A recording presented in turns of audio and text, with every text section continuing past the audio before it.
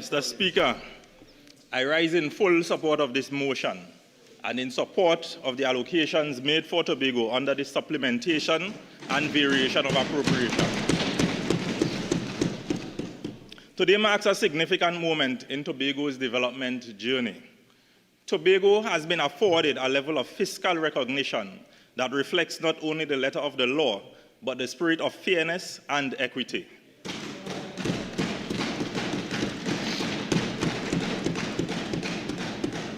This government, led by Prime Minister, the Honorable Kamla Persad-Bissessar, has demonstrated a genuine understanding of the unique needs of Tobago and has translated that understanding into meaningful action.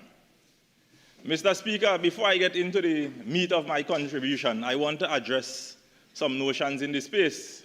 And I listened to the members on the other side, especially my good friend up there, according to the Wassa Workers MM, because he came to Tobago as the former Minister of Public Utilities and did upgrade works over 100 million, and up to now, pressure in the pipeline. You open your water, there's air coming out.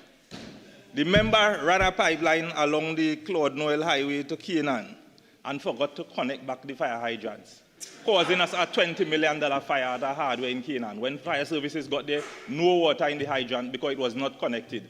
He was in charge of that project in Tobago. I realized all of a sudden they care about Tobago, they care about Tobago. When they're out of office, that is when they just care about Tobago. They were in office for 10 years. They had a THA administration, a PNM as well. But they had the playbook. Whatever they give to them, we could live with that. That is them, we could live with that. And then my predecessor, I hear she mouth big all of a sudden. I don't know where she come from. I buried she in a political grave long time. But all of a sudden,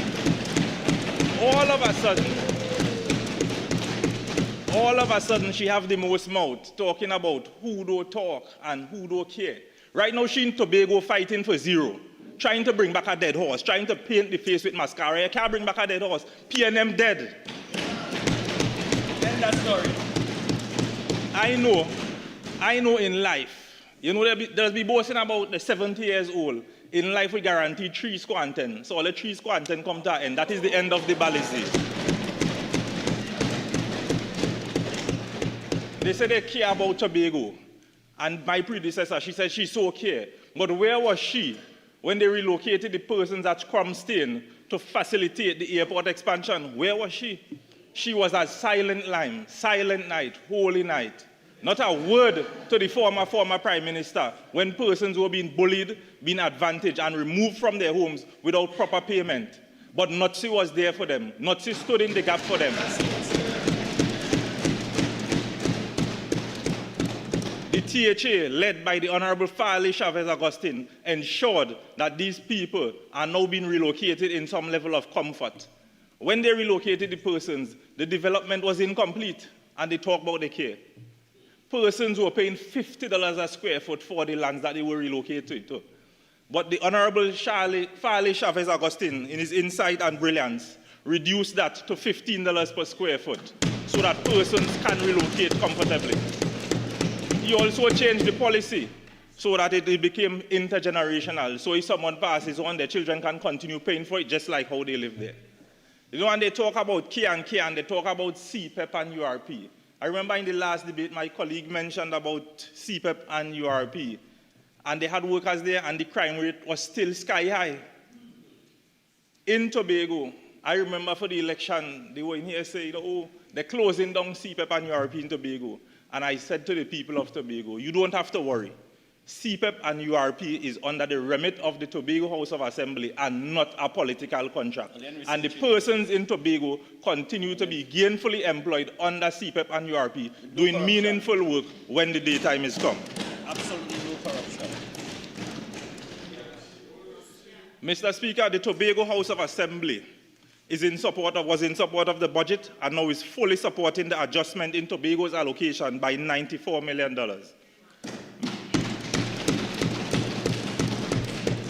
Mr. Speaker, as we debate the work of the Minister of Finance in granting an additional $94 million to the Tobago House of Assembly in fiscal 2026, I join my colleague, member for Tobago East, in thanking the Finance Minister and the government, led by the Honourable Member from Siparia, for this added allocation. Yes. This government has kept its promise to Tobago about giving a fair share. For years, Tobago was told that development was taking place. We were presented with ribbon cuttings, photo opportunities, grand announcements, and carefully orchestrated public relations exercises. We were told that ministries operating from Trinidad were adequately addressing Tobago's needs. Yet the reality experienced by ordinary Tobagonians told a very different story. Roads remain unfinished. Water shortages persisted. Schools deteriorated. Public servants waited for what was owed to them. Economic growth stagnated. Young people continued to live in search of opportunities elsewhere. But the people of Tobago saw through the illusion. The previous administration attempted to dress neglect in the clothing of progress. They attempted to package underinvestment as development. They believed that appearances would outweigh our lived experience. The people of Tobago rejected that proposition. Mr. Speaker, the figures tell the story. The DRC minimum recommendation stood at approximately 4.03% of the national budget. Yet this administration went beyond the minimum and allocated a full 5% in their first term, Mr. Speaker.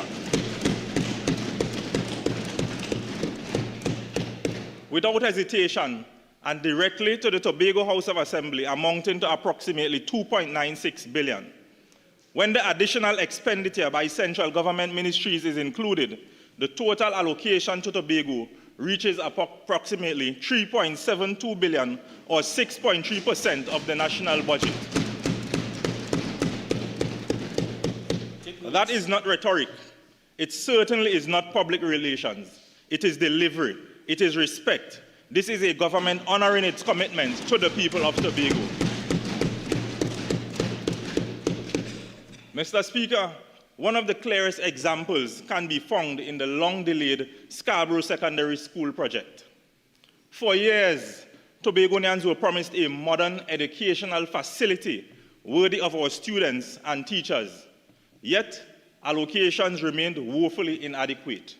In some years, the allocation was so insignificant that many questioned whether the project was ever intended to move beyond the planning stage.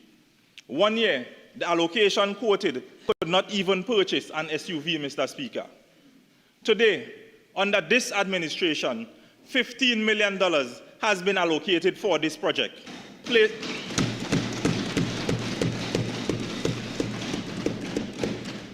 placing the long-awaited Scarborough Secondary School firmly on the path to realization.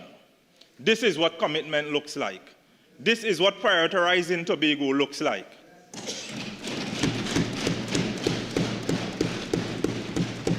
Similarly, Mr. Speaker, Tobago's teachers have waited far too long for salary arrears and cost of living allowances owed to them. These hardworking men and women who shape the minds of our children have been forced to wait while promises accumulated and obligations remain unpaid. This government now has responded with an allocation of approximately $79 million to address these outstanding payments. That is performance, Mr. Speaker.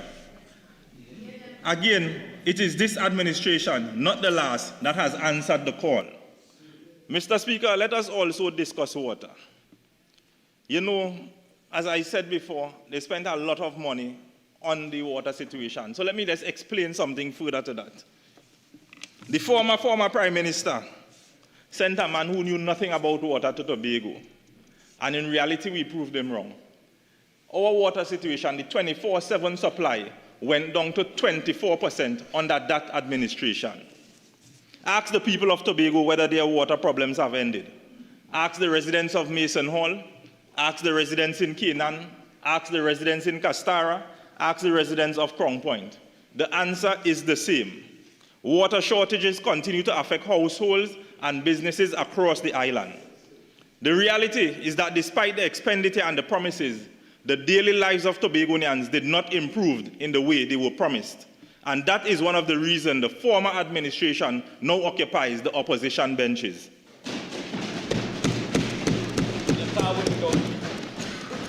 Mr. Speaker, perhaps no example better illustrates the disconnect between appearance and reality than the airport terminal project. In what may go down as one of the greatest political miscalculations in Tobago's history, the previous administration staged what many viewed as a ceremonial opening of an airport terminal that was not fully completed, not fully furnished, and lacking critical approvals and certifications. The people of Tobago looked on. What they saw was another public relations exercise. All that fanfare and more money still has to be expended on that airport expansion. What we wanted was functionality, economic opportunity, and a completed facility capable of driving tourism growth and generating jobs. The people of Tobago made their judgment, and history has recorded their verdict.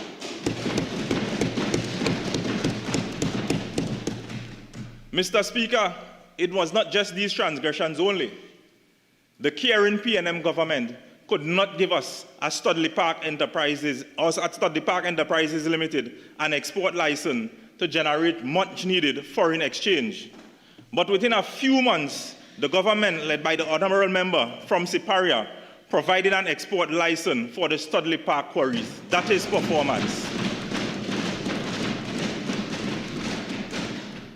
The same thing occurred when this opposition leader, then as Minister of Planning, sabotaged the transfer of select town and country planning functions to the THA. But this Prime Minister has given her commitment to address this matter. When the PNM wanted to kill the tourism sector in Tobago, they told us the sky will fall. If they kept the air bridge subsidy and refused to return the number of local flights to pre-COVID levels, bringing much hardship to both the economy and people of Tobago, well, this government kept the subsidy and the sky did not fall.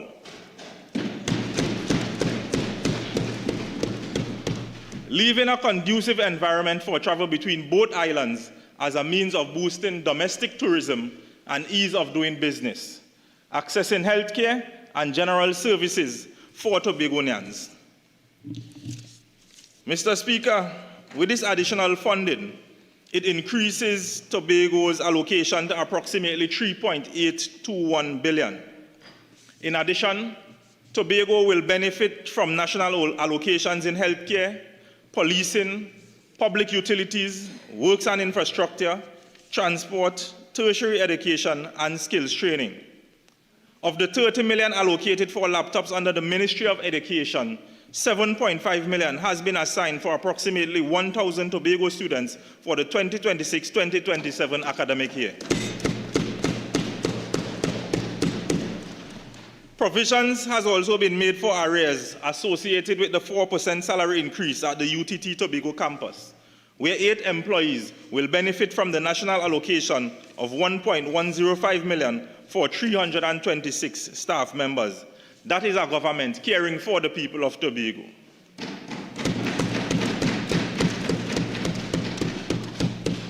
Mr. Speaker, the national DP allocation showed an increase after the pandemic, but declined for Tobago, and that was because the Tobago sky under the PNM was falling. As per them, Mr. Speaker, I believe for most of the PNM members, their favorite bedtime story was chicken licking. But thank God for his mercies and a date in history of April 28, 2025. Mr. Speaker, Tobago is not a burden on the national economy. Tobago contributes significantly through tourism, hospitality, transportation, fisheries, agriculture, small business development, cultural industries, and foreign exchange earnings generated by thousands of visitors annually. Tobago contributes to national food security, national employment. Tobago contributes to investment opportunities, to national identity, and to the international brand of Trinidad and Tobago. Mr. Speaker, after taking reins of the THA, The Tobago People's Party inherited a debt of $1 billion, bills left by the former PNM THA, fiscal wickedness in high places, as this represented in large part monies owed to their contractor friends and interest accrued from credit facilities because the central government refused to honor its statutory obligation by sending releases to Tobago on time. Mr. Speaker, for too long, Tobago was forced to fight for the resources necessary to unlock its full potential. Today, we are witnessing a different approach.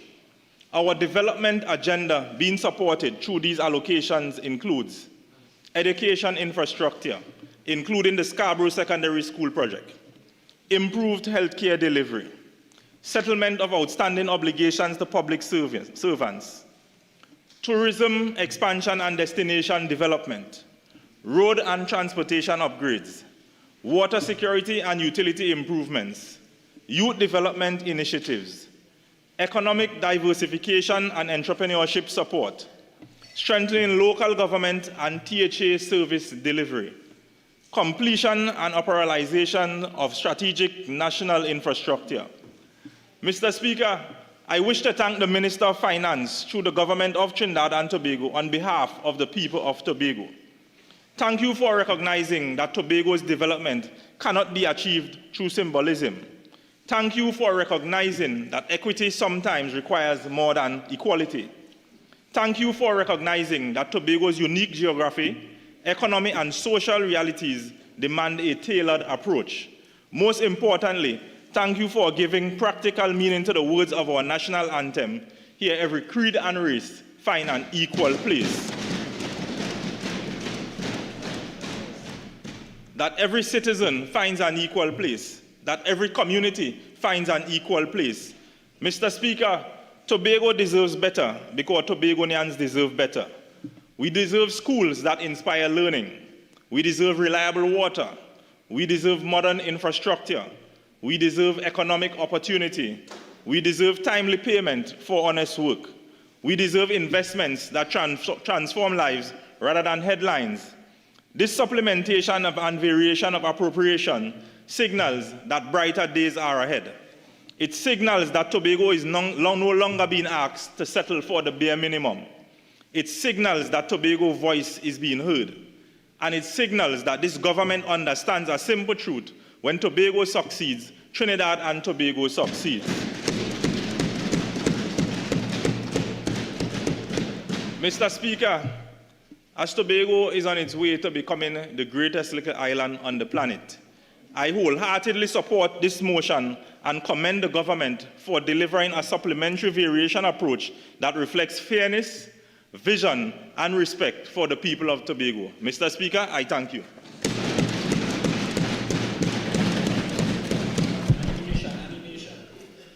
Martin West.